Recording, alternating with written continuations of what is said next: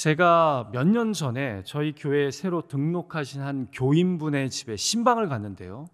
등록하신 분은 여자분이신데 집에 가니까 남편분도 계시더라고요.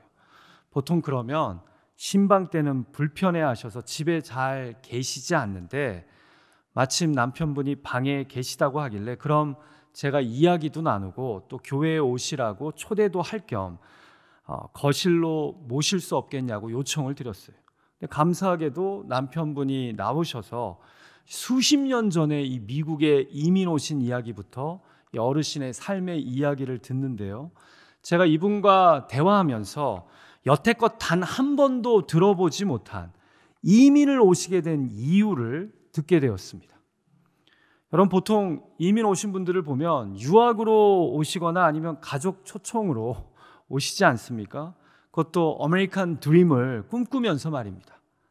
60, 70년대 한국이 정말 먹고 살기 어려웠을 때 어떻게든 가족 굶기지 않고 잘 살아보겠다는 꿈을 갖고 미국에 오시잖아요.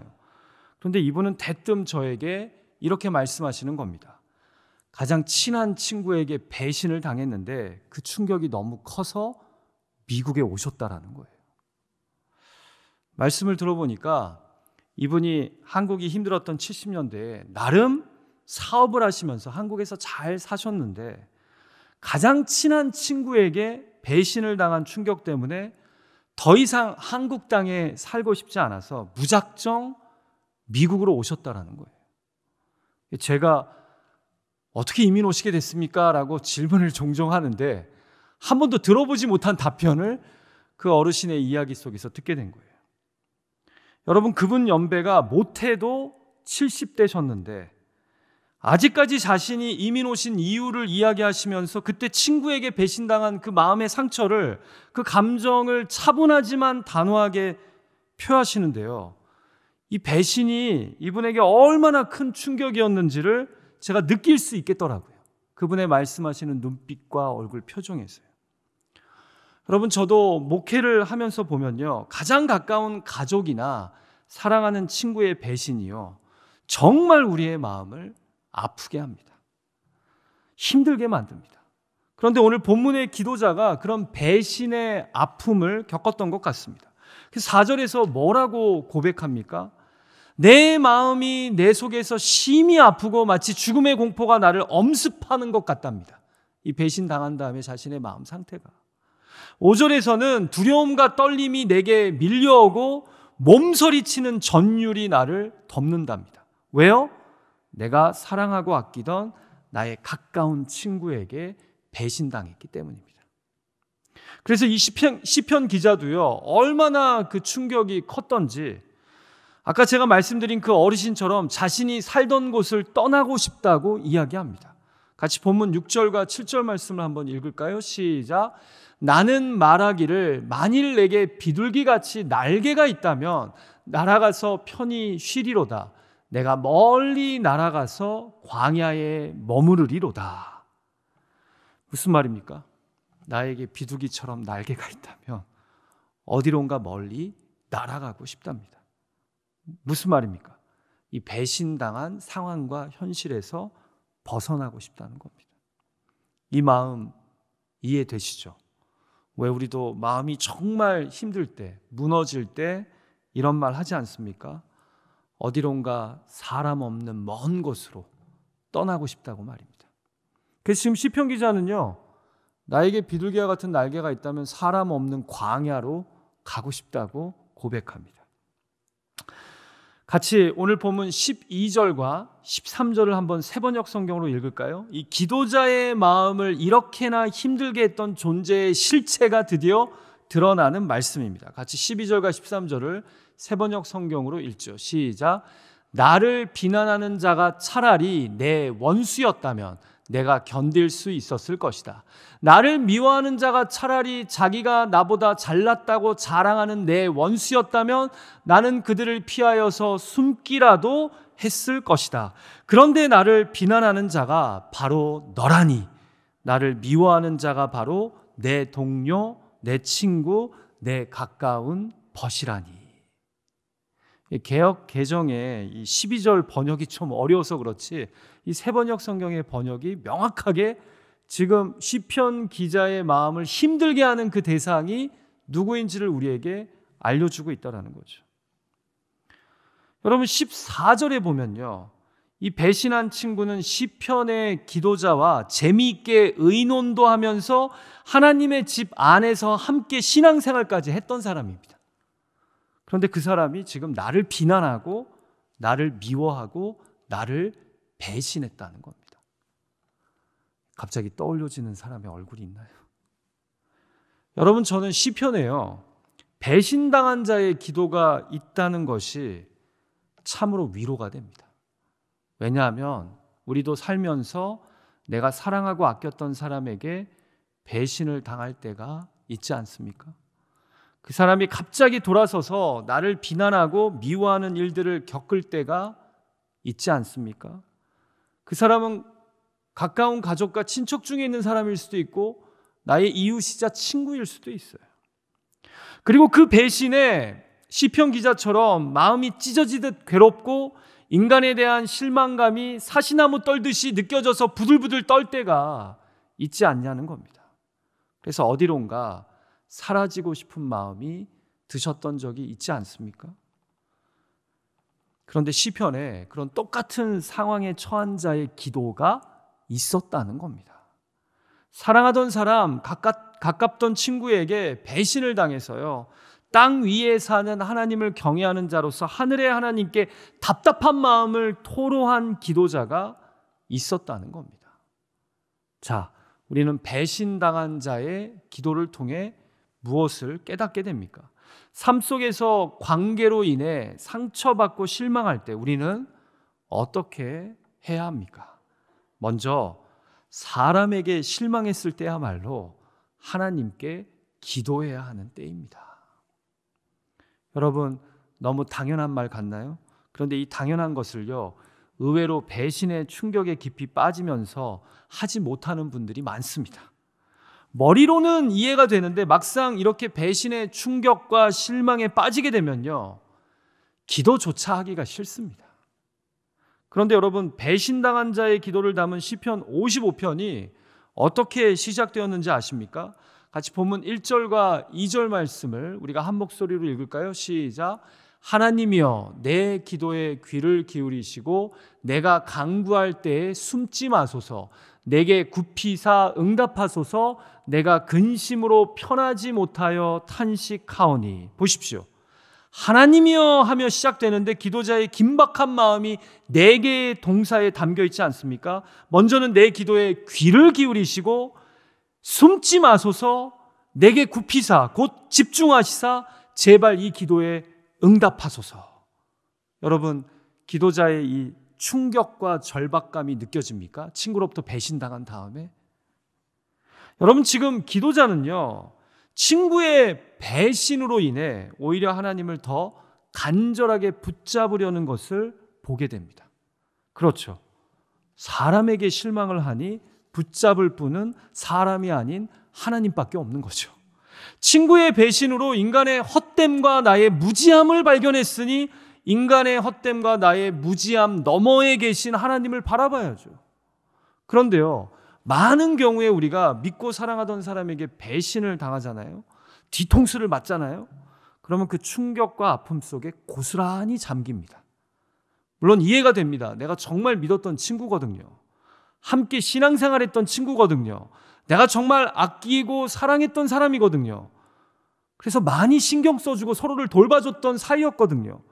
그런데요, 성경은 우리에게 인간은 믿어줄 대상이 아니라 사랑해줄 대상이라고, 기대할 대상이 아니라 오히려 속아줘야 되는 대상이라고 곳곳에서 말씀하시지 않습니까? 오죽하면 로마서에서 의인은 없나니 하나도 없다고, 또 지혜서인 전도서에서도 인생을 헛되고 헛되며 헛되고 헛되니 모든 것이 헛되다고 하지 않습니까? 그러니까 인생을 구성해가는 인간관계가 헛되지 않다면 어떻게 인생이 헛되다는 고백이 이렇게 연달아 나오겠습니까? 인생이 헛된 것은 나를 포함한 우리 인간이 참으로 연약하고 부족한 허점투성이이기 때문 아닙니까? 물론 제가 볼 때는 이 시편의 기도자도 처음부터 기도하기보다는 큰 충격에 빠져 있었을 것입니다. 그것이 아까 우리가 읽은 4절과 5절에 고스란히 기록되어 있지 않습니까? 그런데 인간을 알고 인생을 안다면 그 충격에만 계속 잠겨 있어서는 안 됩니다. 그래서 시편 기자는 친구의 배신에 실망하고 좌절하면서도 결국은 기도의 자리로 나아갑니다. 인간에게 받은 상처는 또 다른 인간만이 위로할 수 있는 게 아니라 인간에게 받은 배신감은 하나님만이 위로해 주실 수 있기 때문입니다. 같이 본문 16절과 17절 말씀을 읽을까요? 시작. 나는 하나님께 부르짖으리니 여호와께서 나를 구원하시리로다. 저녁과 아침과 정오에 내가 근심하여 탄식하리니 여호와께서 내 소리를 들으시리로다. 기도자는 자신의 모든 억울함과 분노를 오직 기도로 하나님께 토해내고 있는 것입니다. 왜 아침, 정오, 저녁의 순서가 아니라 저녁, 아침, 정오로 묘사하는지는 잘 모르겠지만 마치 친구에게 배신당한 깊은 상처 속에 어두운 저녁을 거쳐서 기도자가 서서히 기지개를 다시 펴는 아침을 지나 정오의 찬란한 햇빛같이 근심과 탄식 가운데 서서히 기도를 들으시는 하나님을 경험한 것 같습니다. 배신당한 충격에 짙은 어둠 속을 걷던 기도자가 믿음의 눈을 들어 기도를 시작하자 저녁에서 아침으로, 아침에서 정오로 찬란한 햇빛이 비치는 기도자의 마음이 조금씩 회복되는 것입니다. 소생되는 것입니다. 이렇게 서서히 사람에게 받은 상처를 씻겨주시고 싸매주시고 회복시켜주시는 은혜를 기도자는 그리고 우리는 하나님 앞에서 경험하게 되는 것입니다. 여러분, 사람에게 받은 배신과 상처를 사람으로 씻겨내면요, 또다시 나의 상처를 씻겨준 그 사람에게 상처받게 되면 완전히 무너지게 됩니다. 믿을 놈 하나 없다라는 생각을 갖게 되죠. 그러면 씻어지기 힘든 상처가 돼요. 연약한 사람에게 받은 상처는 신실한 하나님의 사랑과 은혜로 치료받아야 합니다. 그래야 사람을 믿지 않고 하나님만을 의지하게 되고 하나님을 의지하는 믿음 안에서 회복되어서 다시 사람을 사랑할 수 있는 용기를 얻게 됩니다. 사랑하는 기도자 여러분, 혹시 오늘 시편 55편의 기도자처럼 쓰라린 관계의 아픔을 가지고 계신 분 있으십니까? 너무나 가깝고 친했고 믿었기에 더 마음 아프고 괴롭고 쓰라린 관계가 있습니까? 가정 안에서 사업을 하다가 친구와의 관계 속에서 서로의 마음을 그렇게나 챙겨줬는데 배신당한 아픔이 있으십니까? 믿었는데, 의지했는데 전혀 아닌 모습을 보여서 괴로운 관계가 있으십니까?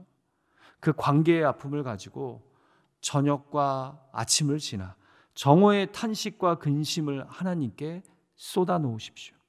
그러면 우리 주님께서 내 기도를 들으시고 나를 위로하사 다시 일어나게 하실 줄 믿습니다. 아직도 씻겨내지 못한 오래된 배신의 아픔, 관계의 상처가 있습니까? 왜 그걸 묵어두고 계십니까? 십자가에서 사랑하는 제자들과 환호하던 백성들에게 버림받았던 예수 그리스도 앞에 그 상처와 아픔을 기도로 내려놓으십시오. 16절 말씀처럼 나는 사람이 아닌 하나님께 부르짖으리니 여호와께서 나를 구원하시리로다. 오늘 저녁 사람에게 실망한 것을 기도로 예수님의 십자가 앞에 다 토하심으로 오히려 주님의 위로하시고 치유하시고 구원하시는 은혜가 있기를 간절히 소망합니다. 사람에게 실망했을 때야말로 우리가 하나님께 기도해야 할 때인 줄 믿습니다. 자, 마지막 두 번째로 우리는 배신당한 자의 기도를 통해 무엇을 깨닫게 됩니까? 하나님께 배신에 대한 공의로운 심판과 마음의 짐을 맡겨야 합니다. 여러분은 55편의 기도자가 어떤 기도를 구체적으로 하나님께 올렸을 것 같습니까? 이 배신의 상처와 아픔으로부터 나를 구원해 달라고요? 물론 16절이나 17절을 보면 기도자는 자신이 당한 배신으로부터의 구원과 상처의 치유를 간구한 것 같습니다. 그러나 그의 기도는요, 수동적인 해결에 머물지 않고 적극적인 간구로 나아갔던 것 같습니다. 아니, 적극적인 간구보다는 어떻게 보면 솔직하게 배신한 자의 심판을 구합니다. 같이 본문 15절 말씀을 읽을까요? 15절은 바로 친구의 배신을 이야기하자마자 기도자가 한 고백입니다. 같이 읽죠. 시작. 사망이 갑자기 그들에게 임하여 산채로 수월에 내려갈지어다. 이는 악독이 그들의 거처에 있고 그들 가운데 있음이로다. 여러분, 사망, 수월 이렇게 이야기하니까 좀 고상한 듯한데요. 제가 세 번역으로 읽어드릴게요. 한번 들어보세요. 그들이 머무르는 곳, 그곳에는 언제나 악이 넘쳐 흐르는구나. 죽음아, 그들을 덮쳐라. 산채로 그들을 음부로 데리고 가거라. 분명 우리들 중에는 목사님 이렇게 기도해도 되는 건가요? 라고 질문하는 분들이 있으실 거예요. 그런데 여러분, 구약시대의 사람들에게 죽음은, 스올은 하나님의 주권 하에 있는 것이지 사람의 손에 달린 것이 아닙니다. 무슨 말이냐면 죽고 사는 것은 하나님의 주권에 있고요, 이 영혼을 스올에 보내는 것도 하나님의 주권 하에 있다는 겁니다. 어떻게 보면 지금 기도자는요, 하나님의 공의로운 심판을 요구하는 겁니다. 근데 공의로운 심판을 좀 아주 사적으로 감정을 실어서 강하게 요구하는 것 같아요. 마치 예수님이 가롯 유다에게 이 말 화를 선언하신 것처럼 지금 기도자는 공의로우신 하나님에게 이 배신의 상처와 아픔을 안겨준 이에게 심판을 내려달라고 촉구하는 겁니다. 기도의 마지막인 23절도 마찬가지죠. 하나님이여, 주께서 그들로 파멸의 웅덩이에 빠지게 하시리이다. 이렇게 지금 기도자가 기록하고 있어요. 이렇게 나를 배신한 그 친구, 그래서 다른 여러 무리들과 함께 지금 나를 공격하고 있는 그 사람들에게 하나님의 살아계심을 그들을 파멸의 웅덩이에 빠지게 함으로써 보여주십시오라고 지금 기도하고 있는 거예요. 누구에게 이 심판을 촉구하는 거예요? 하나님이여 라고 기도하잖아요. 하나님에게 공의로운 심판을 간구하는 겁니다. 이것이 우리가 배신당한 자의 기도에서 발견하는, 어떻게 보면 솔직한 기도요, 어떻게 보면 하나님의 심판을 강하게 호소하는 기도인 것입니다. 자, 그런데 여러분, 공의로운 심판을 구하면서 하나님께 기도하는 또 다른 제목이 있습니다. 같이 기도가 마무리되는 22절의 말씀을 또 한번 읽을까요? 같이 읽죠. 시작. 내 짐을 여호와께 맡기라. 그가 너를 붙드시고 의인의 요동함을 영원히 허락하지 아니하시리로다. 여러분, 믿었던 친구에게 배신을 당한 사람, 사랑하는 사람에게 뒤통수를 맞은 사람이 갖는 가장 큰 고통 중에 하나가 무엇인지 아십니까? 왜 그 일을 당한 지 꽤 오래되었음에도 계속해서 그 상처와 아픔을 쉽게 잊지 못하고 계속 그 고통 속에 머무는지 아십니까? 바로 내가 바보 같아서 이렇게 속은 거라는, 내가 못나서 이렇게 된 거라는 자책감 때문입니다. 그래서 그 일이 벌어진 지는 이미 5년, 10년 전이에요. 근데 아직도 내 마음에 그게 상처가 돼요. 아픔이 돼요. 내가 걔를 왜 믿었을까? 내가 걔한테 왜 그렇게 내 간도 빼줄 것처럼 내가 다 열었을까? 하면서 스스로를 자책한단 말이에요. 그래서 사랑하고 아끼던 친구에게 배신을 당한 것도 마음에 큰 상처가 되지만 그 사람에게 속은 자신을 용서하지 못하기 때문입니다. 이런 근심에 배신당한 사람들이 사로잡혀 있으면 그 일은 오래전에 있었던 일이어도 계속해서 내 마음을 짓누르는 짐이 되고 근심이 된다는 거죠. 그런데 지금 시편 기자가 이렇게 기도해요. 내 짐을 여호와께 맡기라. 그가 너를 붙드시고. 시편의 기도 중에서는 1인칭으로 기도하다가 갑자기 3인칭이 또한 기도자를 향해 말하기도 해요. 지금 그런 거예요. 여러분, 방금 제가 읽은 이 22절 말씀을요, 메시지 성경은 이렇게 의역합니다. 제가 읽어드리죠. 내 근심 하나님의 어깨 위에 올려놓아라. 그분께서 내 짐지고 너를 도우시리라. 내가 사람을 잘 몰라봤다고, 내가 바보같이 속았다는 그 자책, 그 근심, 그 짐을 주님의 어깨 위에 올려놓으라는 겁니다. 이제 그만 네 손에서 내려놓으라는 거예요. 그분께서는 선한 이가 요동하는 것을, 이대로 쓰러져 절망하는 것을 그대로 두지 않으시는 분이랍니다. 그러니 너의 무거운 짐을 주님께 내어드리고 다시 일어나라는 겁니다. 사랑하는 기도자 여러분, 저는 배신당한 자의 기도에서 공의로운 심판을 구하는 기도와 무거운 자책과 근심의 짐을 주님께 내려놓는 기도가 너무나 중요하다고 생각합니다. 언제까지 배신당한 그 상처, 그 아픔을 본인이 쥐고 있으시렵니까? 그래서 내가 복수하거나 안갚음을 하려고 하면서 계속 그 배신의 상처와 아픔 속에 머무르시렵니까? 배신당한 자는 오히려 공의로우신 하나님께 그 상처와 아픔의 값을 맡겨야 합니다. 내가 쥐고 있는 게 아니라 공의로우신 하나님의 심판에 내가 받은 그 상처와 아픔의 값을 맡겨야 된다는 거예요. 물론 하나님이 그 사람을 용서하게 하신다면 그것처럼 좋은 것은 없죠. 그러나 용서가 아직 안 된다면 최소한 하나님께 공의로운 심판을 맡기십시오. 그리고 제발 자신의 무거운 짐을 하나님의 어깨 위에 올려놓으십시오. 그분의 임재가 나에게 주시는 기쁨과 감사로 오히려 그 자책을, 그 근심을 이제 그만 내려놓으십시오. 여러분, 주를 의지한다는 것은요, 내가 내리고 싶은 심판과 판단을 주님 발 앞에 내려놓는다라는 의미입니다. 여러분, 내가 근심하며 자책하는 것을 누가 제일 좋아할까요? 고린도후서 7장 10절에 보면요, 근심에도 두 종류가 있는 것을 보게 돼요. 하나님의 뜻대로 하는 근심은 우리로 구원에 이르게 하는 회개를 이루게 하지만, 세상이 주는 근심은, 사탄이 주는 근심은 우리로 사망에 이르게 한다라고 말씀합니다. 부디 배신으로 인해 생긴 자책하고 파멸하게 하는 그 근심을 주님께 예수님의 십자가 앞에 기도로 맡길 수 있는 그런 저와 여러분이 되시기를 간절히 소망합니다. 여러분, 배신 그러니까 되게 거창한 것 같지만 가정에서 받은 상처일 수도 있어요. 사랑하는 사람한테 받았던 모욕감일 수도 있어요. 근데 그거를 그 사람은 잊고 있는데 나는 계속 기억하고 있어요.